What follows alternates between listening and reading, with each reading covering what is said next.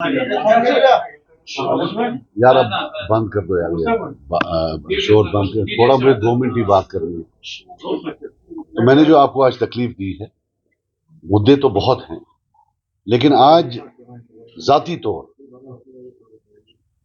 ना कि ये कि मैं एक पॉलिटिशियन हूं, जाती तौर मैंने आज एक खत देखा जो महबूबा जी ने होम मिनिस्टर को लिखा है रिगार्डिंग मोहम्मद यासीन मलिक साहब।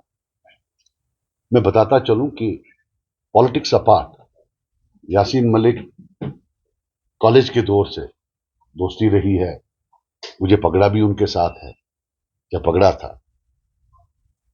तो हमने एक चीज तय कर ली है कि ये दोनों खानदान जब जब ह्यूमन राइट्स की बात करेंगे, वायलेशंस की, जब जब ये बात करेंगे रहम की, हमारा हक बनता है कि जम्मू कश्मीर के लोगों को ये हक है कि इन्होंने अपने टाइम में क्या किया है वो याद दिलाएं।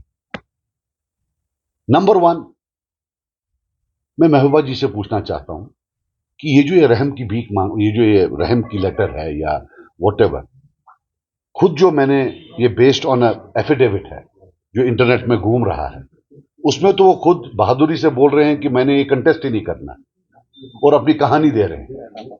ये किसके कहने पर आज जो है ये चिट्ठी लिख रहे हैं? इन्होंने पूछा है उससे।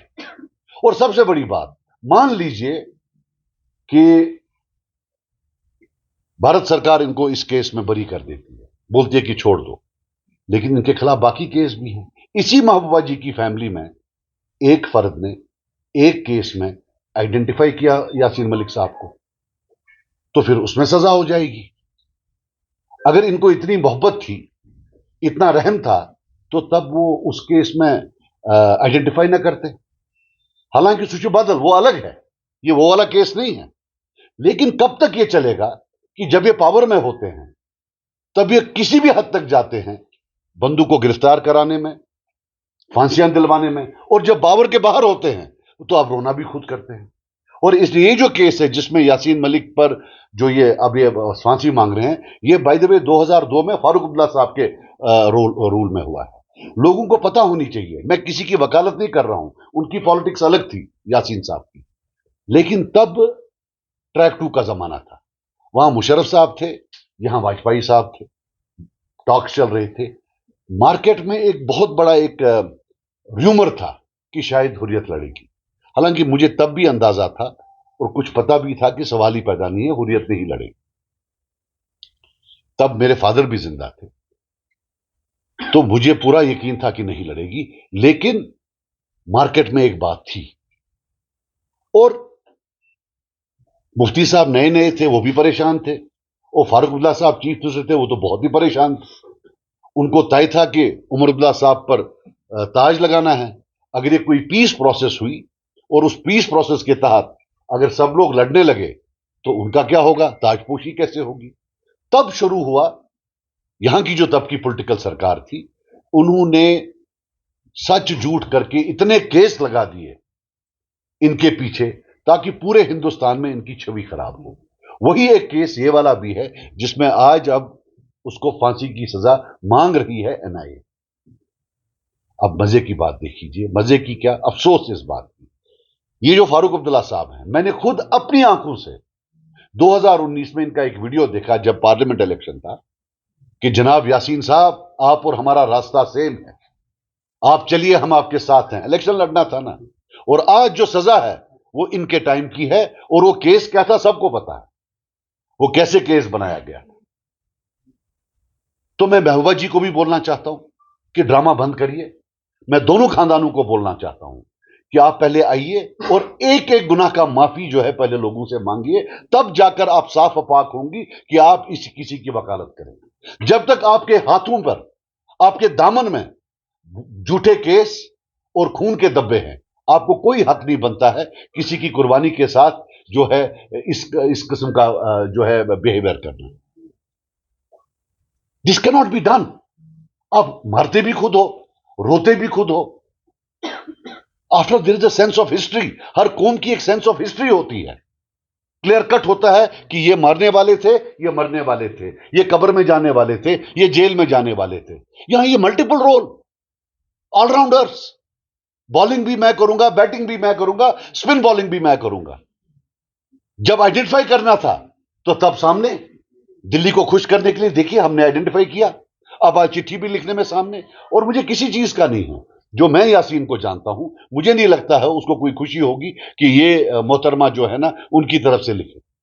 हां, अगर उनने उनको वकालतनामा दिया है कि आप मेरी बात करो तो ये बताएं, वरना हिस्ट्री में why does she want to be one, कि जनाब उसने वो तो खुद बोल रहा है दे दो, उसका अपना एक जो है पॉलिटिकल इसमें होगा। लेकिन बार बार मैं याद दिलाना चाहता हूं, उसने केस किया, इस केस से अगर वो बचे तो ये जहां इसने आइडेंटिफाई किया है वहां बेचारा फंस जाएगा। कोई केस भी तो कम नहीं किए हैं। अभी कुछ दिनों पहले महबूबा जी ने बरकती साहब की बात की। अब मुझे माफ करना, मैं हाथ जोड़कर माफी मांग रहा हूं। आप भी अब जाते हैं, हमसे तो आप बहुत सवाल पूछते थे इलेक्शन में, आप वो हैं, आप ये हैं। जरा उनसे पूछिए बरकती साहब बंद कब हुए? 2016 में 64 FIR, I have checked it, 64 FIR, 64 FIR लगाए हैं, और आज वही बयान भी दे रहे हैं। इसे मजाक बनता है हर उस इंसान का जो जेल में है, मजाक बनता है हर उस इंसान का जिसको सजा दी गई है। आप अगर मदद नहीं कर पाते हैं, खुदा का वास्ता मजाक ना बनाइए। इट्स अ, आप मजाक बना रही हैं, आप ह्यूमिलेट कर रही हैं हर एक को।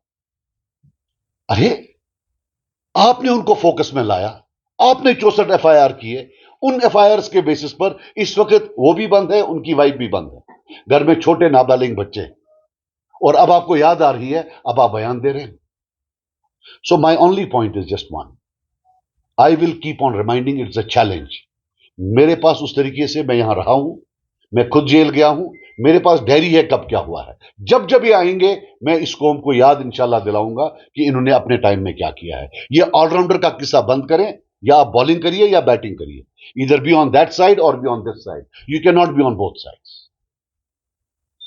ये जो स्टेट होती है, इस इंसिडेंट का मुझे नहीं पता है, लेकिन काफी चीजों का फॉर्चुनेटली और अनफॉर्चुनेटली मैं एक वाहिद गवाह। मेरे दोस्त थे वो, मैं दिल्ली भी उनको मिलने जाता था, तो इनफैक्ट वो तो हर हुकूमत से मिले, वो तो हर प्राइम मिनिस्टर से ओपनली मिले हैं, चोरी चोरी नहीं मिले हैं, as a part of dialogue मिले। और ये भी एक हकीकत है कि जब उन्होंने वायलेंस को ना बोला तब ये आसान बात नहीं। मुझे याद है वो नगीन में बैठे थे, ऐसे शीशे पर इधर से गोली आई, उनके बाल भी जले, अल्लाह ताला ने बचाना था, बच गए। उनमें भी बहुत रिस्क थी। स्टेट की जो मेमोरी है वो बहुत होनी चाहिए, लेकिन यहां काफी लोग हैं जिन्होंने उनके साथ डील की, वो जिंदा हैं। कोई गलत डील नहीं, जैसे महबूबा जी शो कर रही है डील, वैसे नहीं। ही बिलीव्ड, उसका अपना था, वो कुछ और बोल रहा था कि डायलॉग करो, राइट। और अब स्टेट को शायद भूल गया है। तो बाकी जिस का आप बोल रहे हो उसका मुझे नहीं पता है, लेकिन काफी चीजें जो उन्होंने लिखी है उसका तो मैं एक गवाह हूं, क्योंकि मैं अक्सर उनसे मिलने जाता था। दिल्ली में तो सिर्फ मैं ही जाता था, 1 साल 2 साल जब वो वहां बंद थे। उसके बाद भी मेरे दोस्त भी थे, कॉलेज टाइम से मैं उनको जानता हूं, तो इसलिए मुझे काफी पता है। तो what ever he saying, state का भी एक चीज है कि उन्होंने प्रॉमिस एक चीज की और ये की। अब यह है कि जैसे अगर आप देखेंगे, यासीन का एक स्टाइल है, और आई थिंक उसने फॉर ग्रांटेड लिया है, वो कोई इसलिए नहीं लिख रहा है कि उसको कोई जो है कोई जिंदगी की भीख मांगनी है। वो तो उस एफिडेविट में साफ लिख रहा है कि अगर आपको फांसी देनी है तो दो। तो उसमें जब कोई जाता है, उनकी तरफ से चिट्ठी लिखता है, तो जो उसका अपनी जो एक सिस्टम है, वो हिस्ट्री में क्यों बनाते हैं कि भाई कोई उसकी तरफ से गया और ये किया, उससे पूछा है क्या, मान ना मान। और स्पेशली स्पेशली जब आप ही की फैमिली में एक ने उसको आइडेंटिफाई किया है दूसरे केस में, how can you do both? एक शर्म भी तो आनी चाहिए ना, कितना। बस मैं क्लियर बोलना चाहता हूं, ड्रामा बंद।